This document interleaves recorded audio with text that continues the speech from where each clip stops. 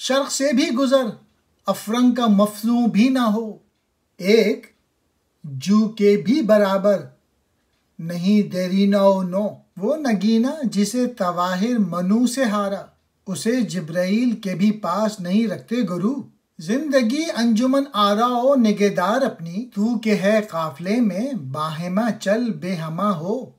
مہر سے تجھ کو بنایا ہے فروزندہ تر، اس طرح جی کہ ہو ہر ذرے میں تیرا پرتو، اسی تنکے کی طرح جو ہو ہوا کی راہ میں، گئے اسکندر و دارا و قباد و خسرو، میں کدا خوار ہوا تیری تنک جامی سے، اب اٹھا شیشہ حکیمانہ پی رہ پیما ہو، تو مشرق سے گزر جا اور مغرب سے بھی، دونوں سے محصور نہ ہو، کیونکہ آج کے دور کی نہ تو مشرقی اقوام اس لائق ہیں کہ ان کی تقلید کی جائے، اور نہ مغربی قوم اس قابل ہیں۔ وہ نگینہ جو تو نے شیطانوں کے پاس ہار دیا ہے، وہ تو جبرائیل امین کے پاس بھی گروی نہیں رکھا جا سکتا۔ نگینہ یعنی دل، گویا تو نے اپنے دل میں خدا کے بجائے شیطان کو بسا لیا ہے۔ خدا کے اس گھر دل میں تو جبرائیل کو بھی نہیں بسانا چاہیے،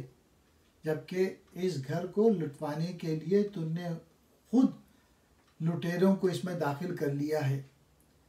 زندگی انجمن آراستہ کرنے والی اور آپ اپنی محافظ ہے، اے کہ تو قافلے میں ہے، تو سب کے بغیر رہ اور سب کے ساتھ چل۔ زندگی انفرادی بھی ہے اور اجتماعی بھی، مطلب یہ کہ تو ملت سے بھی وابستہ رہے اور اپنی انفرادیت کو بھی برقرار رکھ۔ تو روشن سورج سے بھی زیادہ روشن ہے،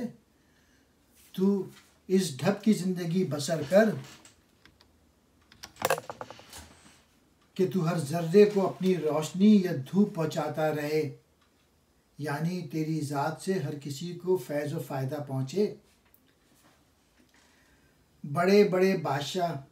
جیسے یونان کا سکندر اور ایران کا دارا اور قبات اور خسرو اس دنیا سے اس طرح چلے گئے جس طرح خشک گھاس کا تنکا ہوا کی راہ میں پڑا ہو، ہوا اسے اڑا کر لے جاتی ہے، یعنی سوائے مرد حق کے جسے ثبات و بقا حاصل ہے، سب فانی و آنی ہے۔ تیری تنک جامی کم ظرفی سے میں کدہ رسوا ہو گیا، تو پیالہ اٹھا اور ہوش مندوں کی طرح پی اور جا، گویا یہ دنیا ایک طرح سے میخانہ ہے جس میں پیر مغاں